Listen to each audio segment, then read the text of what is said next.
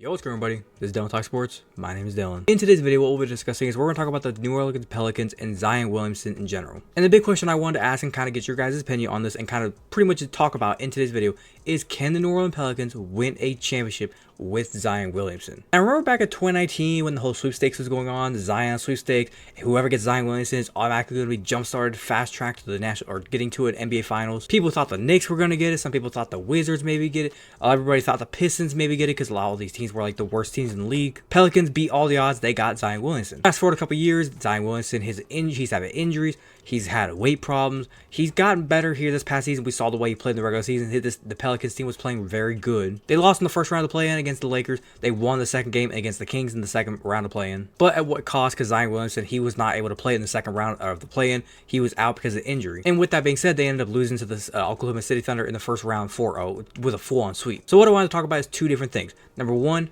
Zion Williamson with his health and weight, can he get that under control? If that were to happen, then we have to talk about the second thing, and is this roster basically made for a championship run with Zion Williamson, basically? Because I'm not going to lie, as long as Zion Williamson went out there and did his thing, which was roughly anywhere from 20 to 30 points, he was a bully ball kind of player, and the rest of the players kind of did their jobs, they won games. But the second everybody just kind of shut down and thought, okay, Zion, carry us to the promised land, they didn't win a game. So like I said, I'm just going to break it down and talk about it. So without further ado, I'm going to stop rambling and we're going to get straight into this. So if you're going to enjoy, as always, make sure you're going to drop a like on this video. Be very much appreciated if you do so. But without further ado, let's get into it.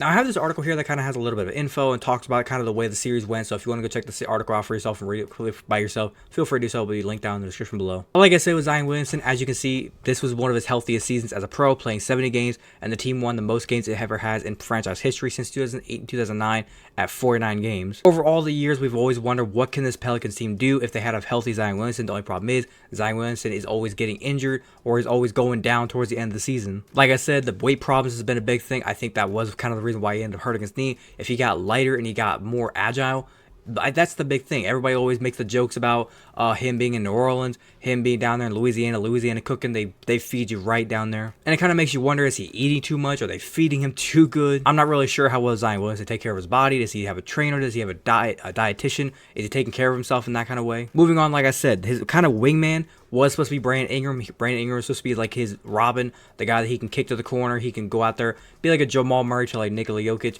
somebody that can go around and they can move around and they can hit big shots, hit mid-range jumpers, hit threes, and they can kind of control the flow of the game. In this series, Brandon Ingram was nowhere to be seen. And it wasn't even just Brandon Ingram. It was everybody. That most players on their team could not shoot. And like I said, with the reliance of them just begging Zion to just carry the team when they can't make the baskets, it's getting ridiculous. And hell, that's probably another reason why Zion got hurt, because he's basically out there carrying the squad. Hell, they should have got blown out by the Lakers. The only reason they were in that game was because he was out there putting up 40 points.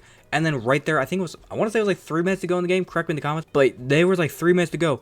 And he ended up hurting his knee because he was out there in a way with a backpack, got the team on his back with a backpack, trying to carry you guys to the victory, and his knee just shattered. Now, when you kind of look at how everybody did there in that series, in the 4-game series against the Thunder, like I said in the sweep, you can see right here, CJ McCollum, I'm not gonna lie, why isn't he retired yet? I have no clue, but he gave you guys about 17 points a game, didn't really do much else other than that. I mean, like, he's got some rebounds, got some assists, but like 17 points, that ain't gonna cut it in a playoff series, bro. Valanciunas, your center, he was able to get you 14 points, 11 rebounds, he got you your double-double. He was like basically your only guy carrying. Like I said, with Brandon Ingram, only 14 points a game, that's not gonna cut it. And then you go down your list of all your bench guys, like the Najee Marshall, Larry Nance Jr., you got Jeremiah Robinson Earl, and even Trey Murphy the third. Like, your guys were not helping at all. And hell, if you compare it to the actual regular season, you look at the score thing here, they basically did the same exact things they did in the playoffs. Now, how can this team get better? Now, two things, like I said, need to happen.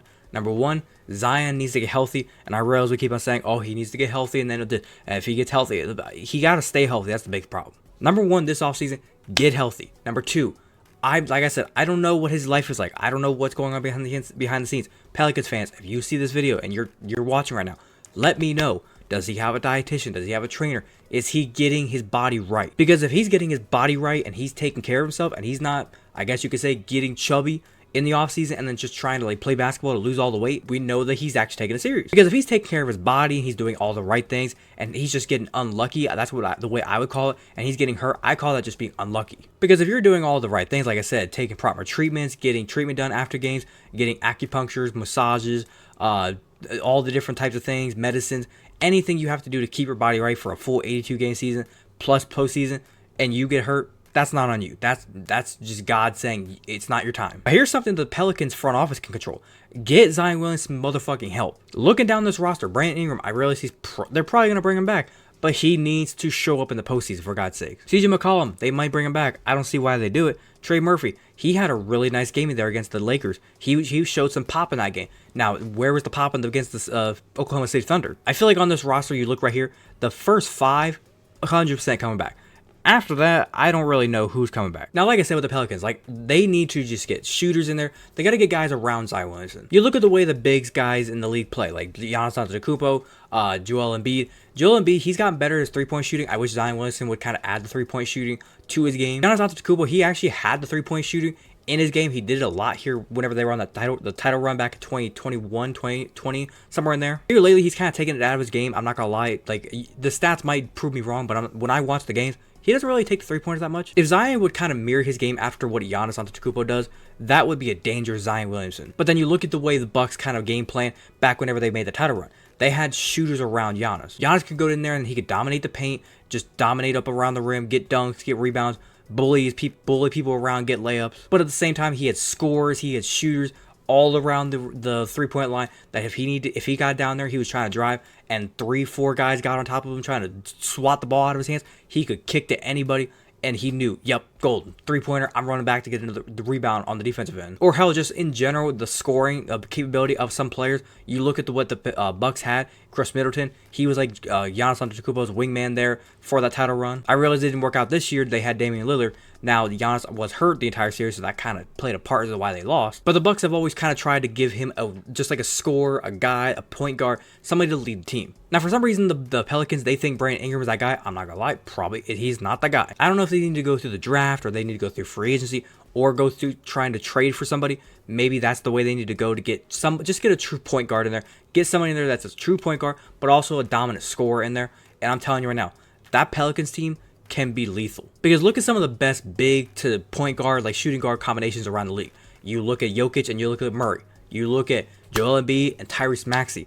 You look at Anthony Edwards and you look at Rudy Gobert / Karl Anthony Towns. Like I just said, when healthy, look at Giannis Antetokounmpo and Damian Lillard. Now imagine Zion Williamson and plug in any player. Let's just take a player out of general. Something that comes to mind for me, take a player like Cade Cunningham, dying, and I mean dying up there in Detroit.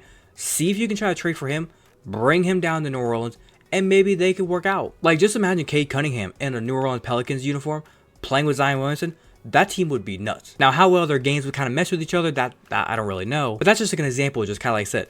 Get somebody in there that could be a point guard / scorer / facilitator, somebody that can control the game and also score 20, 30 points to give Zion Williamson a right-hand man. Because if they do that, the Pelicans can be a lethal team and a title contender going forward. If they don't do that, I'm sorry, but the Pelicans ain't going nowhere. But other than that, I think I'm going to wrap it up there. Hopefully you guys did go and enjoy today's video. If you did enjoy, as always, make sure you're going to drop a like on today's video. Be very much appreciated if you do so. If you wanted to watch the entirety of today's video, thank you very much. And like I said, if you have an opinion, do you think the Pelicans are going to be title contenders within the next couple of years? Not going to be title contenders within the next couple of years? Do you think they can win a title with Zion Williamson? Do you think they cannot win the title with Zion Williamson? Do you think Zion Williamson should be traded? Not traded?